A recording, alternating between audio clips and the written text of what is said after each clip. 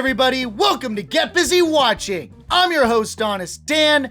Let's talk movies. Welcome to part 2 of my rapid fire for all the movies that I saw in February. Let's cap this off.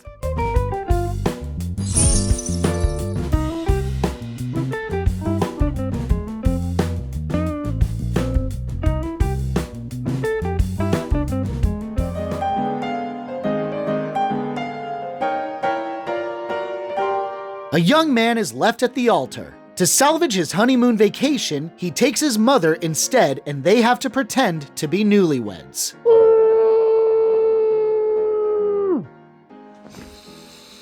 They got worse. They got so much worse. Ew.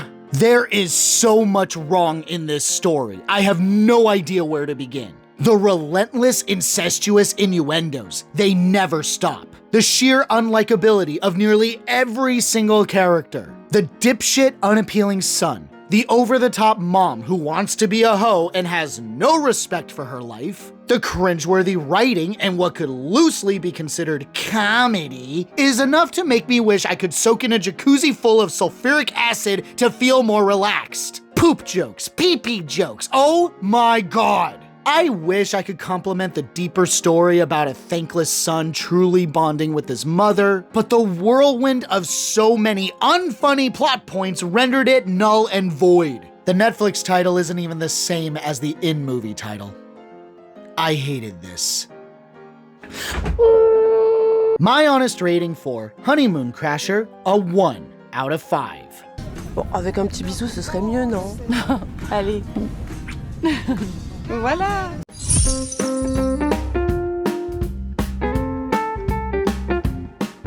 An old but respected dairy farm is being shut down by the CEO. In an attempt to save it, a man attempts to have his daughter's wedding much sooner without her knowledge, planned by the CEO's wife. They're not getting any better. Remember that movie Guess Who starring Bernie Mac? R.I.P. Bernie Mac. Yeah, think that, but white people. Which is stupid because that movie was supposed to turn that kind of scenario on its head. Even if it was a cultural issue, as I can genuinely believe that there aren't many black people in Poland, but the blatant racism not racism jokes got on my nerves fast. And these jokes are incessant. Similar to the last couple rom-coms I've seen, I hated every character. When the dad is being obviously racist, the daughter doesn't defend her fiancé. Mix all of that type of dialogue with the most trite and forced drama to pad out this already infuriating runtime, I was losing my damn mind. Oh my god, get me out of this month. I need better movies. My honest rating for Death Before the Wedding, a 1 out of 5. A na ile litrów są? Na 3000. Ty, on dobrze po polsku mówi. Ty też.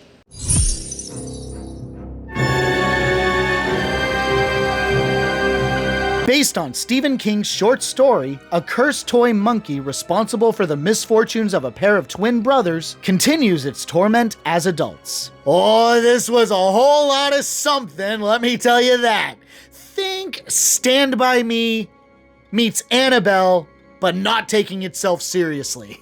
It's a campy-ass, goofy, gory time. Theo James, in probably the best role of his career, opens the flick with a wholesome voiceover as an everyman, just casually detailing his tragic backstory, his psycho but still loving mother, and the gruesome violent ways that everyone around them dies. Even if the lines themselves aren't funny, the bizarre combination of the nonchalant delivery of the lines and the over-the-top meat grinder was enough to keep me unequivocally engaged to the screen. Sure, some of the rules regarding the monkey aren't consistent, or an obvious solution is never considered, but hey, my inner sociopath was satisfied. Horror movies are kinda kicking ass right now. I'm loving this blood-soaked new year. My honest rating for The Monkey, a 4 out of 5.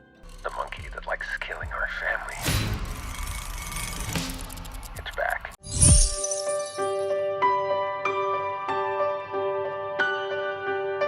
Based on true events, Austin was born autistic and with brittle bones disease and the struggles of his family who grow further apart. Oh, there we go. The first tearjerker film of the year. No, really, brace yourselves, folks. This does not pull any punches. I feel like it's so important for movies like this to simply not make the disabled person some sort of perfect person, and everyone needs to catch up to them and their kindness. While that certainly is played with, there's a sincerity that I feel like elevates it above its peers. It showcases the stresses, the trials and tribulations of a set of parents who weren't ready to have kids, only to have a kid that came out with extra challenges. The emotions are powerful and generally work really well. The only real problem I had was the pivotal drunken car accident, and the events leading up to it make very little sense. But almost everything before and after is great. This is getting thrashed by critics, and I don't really agree. I really like it, but I guess I'm one of the few. My honest rating for The Unbreakable Boy, a strong 4 out of 5. I wish I could enjoy anything as much as my son enjoys everything. Woohoo! Look, Dad, it's a dragon!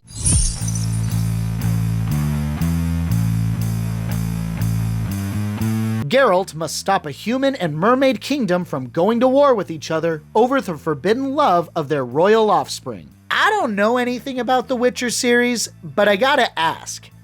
Is ripping off fairy tales its forte? It's Little Mermaid. Straight up, that's what this is, with a little bit of a murder mystery thrown in for good measure. Star-crossed lovers, the mermaids sing. There's an evil sea witch that can change her appearance, tries to get the mermaid girl to turn human via a song of her own. If you can name a moment in the Disney movie, it pretty much happens in this. But, you know, pretty dang violent, which is cool. The action and animation quality is what keeps this entire product afloat, as a lot of the story makes little sense, especially by the third act. Still, some narrative beats felt like they were criticisms of the original source material, and that made me smile a bit. As someone who never read the books or played the games, I had an okay time with this. My honest rating for The Witcher: Sirens of the Deep, a 3 out of 5. I'm trying to stop a war. Why is it you seem to be pushing for one?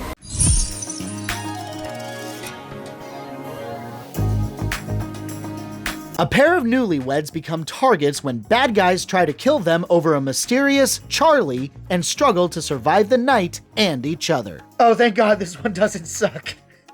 Nah, it's actually pretty cute and pretty fun. Make no mistake, if you've seen a romance action comedy before, then this isn't gonna have any surprises. The dude's a wuss with 1,000 phobias, but learns to man up and be brave and strong, whereas the girl is vulgar and a scrapper, but learns to be vulnerable and trusting. Roll your eyes if you have to, but the utter charm of the two leads more than makes up for it. There is some great physical humor that legit made me laugh, though not all of the humor lands, of course. It gets especially try-hard toward the end, where it seriously gets cringe. But it's easy to forgive since the acting is so good. If you prefer something a bit more original, this isn't gonna be for you. But I'm very forgiving, so I liked it. My honest rating for DHOOM, I think that's how you pronounce it, a 4 out of 5. चले?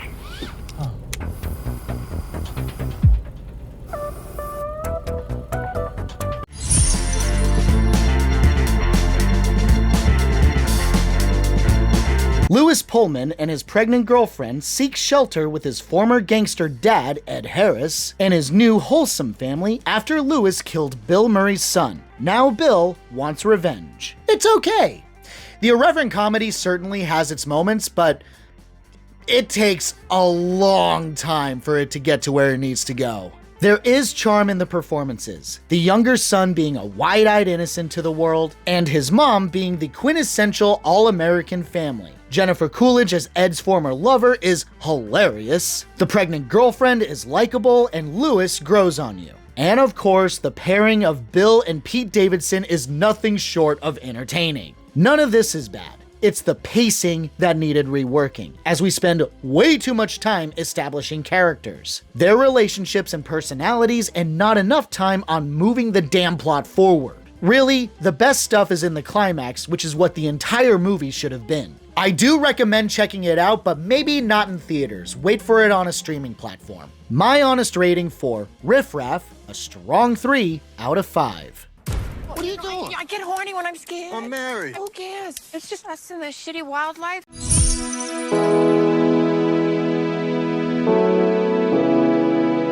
Based on the true events of the 2012 saturation diving accident when Chris Lemon's umbilical cord snapped and had to survive 300 feet underwater with precious little oxygen in his tank. Scientists, I have a question for you.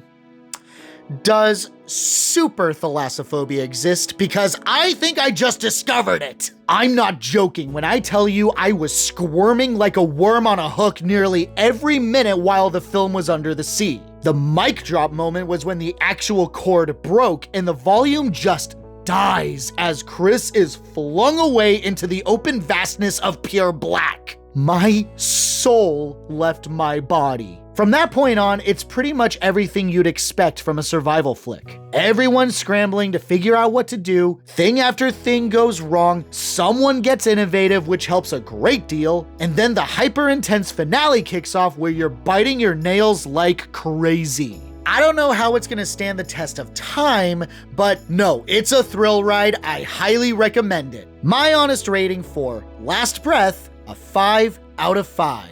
We're gonna be too late. It's a body recovery now. No, it's not. I'm not losing a diver today. Thanks so much for watching, you guys. I really appreciate it. Hit that like or dislike button. All engagement is welcomed. Subscribe to the channel for more reviews. And as always, have a great day, stay safe and healthy out there, and hope to see you soon.